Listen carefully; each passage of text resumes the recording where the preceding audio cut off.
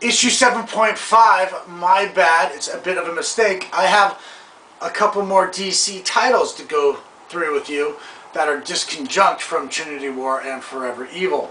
Let's start with Earth 2, which is exactly as it says. It's Earth 2. It's an opposite Earth. So you have Earth 2, number 19, and you have this other Kryptonian that's involved here, and you have the evil Superman that's supposedly going towards dark side as his master, and then you have Aquawoman that Batman calls mistress or master. It's very odd, and that's Queen Morella. And then you also, I can't remember exactly how Batman returns, and check this out. There's actually whatever the opposite of a retcon is. It's a forward con to the annual number 2. It's not even out yet. That's out in January 24. So I just recently got that. So wanted to wait until I showed you this. But that's the first time I've ever seen an asterisk that sort of opposite of retconned into the future to the annual number 2 of Earth 2, which is this. And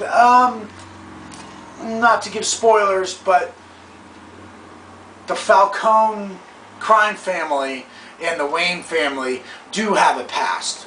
I'll leave it at that. Huntress is explained, and here's a funny thing. I don't know if this is in terms of trademarking the characters, but Jarvis is the father of Alfred. You know, you have Batman and Alfred the butler. Well, prior to that, there was Jarvis, which is just completely, totally Iron Man, right? Just Jarvis. So that was a little weird. The female Red Tornado, I had to go to Wiki to figure it out, but it wasn't really detailed to me. I was always confused about that. I'm going to have to go back and read Earth 17 and 18 to figure that out. So moving on to the Aquamans. And I am a good Aquaman fan, okay? And Aquaman gets a lot of flack. Even in, you know, Entourage, HBO special, all of that stuff. Aquaman gets a lot of flack. Well, now it deserves flack. And I'm a fan of Aquaman and Paul Pelletier, who does the wonderful scales, right, of that orange scale mail for Aquaman. Well, in Aquaman 26, we got a new writer, okay?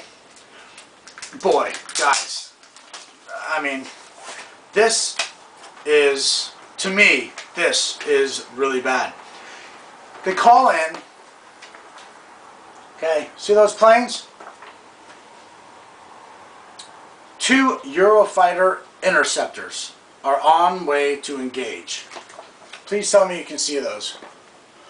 Having made the game that I've made, okay, military warfare game, those are not. Those are F-16s at best.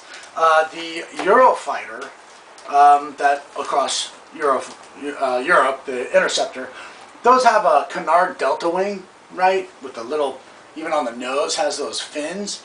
That was an F-16 you just saw. It had that intake, the oval intake, and there's a dual square intake on the Eurofighter. So the first thing I know is that Paul Pelletier is outsourcing. It's making me mad. You can tell that actually you have one set of faces that look like one thing and another faces that look like others. So that didn't work out to me. This is a great one. You want to see that? It has Brad Meltzer in it. And he did the Identity Crisis. And then at the very end we have Batman, Superman, that I'm ready to drop because it's getting so kiddie. This is still 0 year.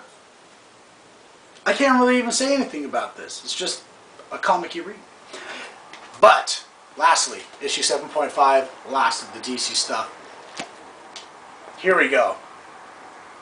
Snyder, Jim Lee. Jim Lee was at the Image Expo. I didn't know he was the founder of Image. Did you? You probably did. Alright, so this is wonderful. The watercolor flashbacks, amazing. This one particular title is going to change everything in terms of Superman. This is the new story of Superman, Scott Snyder and Jim Lee. I mean, it's, if you're not reading this, please get the TPBs and just check it out. The one thing that I really like, people, is that there's this sort of limbo of you're not going to get through this not aging thing, because everyone's going to age. Superman's not going to age. So how are you going to have this Clark Kent disguise when you're not going to age and everyone else will? I have always thought about that. Haven't you? I mean, seriously. They're all going to be old and withering away, and he's going to be looking like the same Clark Kent. Well, hey, you know what? So that's the difference between the sort of fictional, like, it's almost like saying, oh, Star Trek is just a TV show. You know what I mean? Uh-oh, time to go.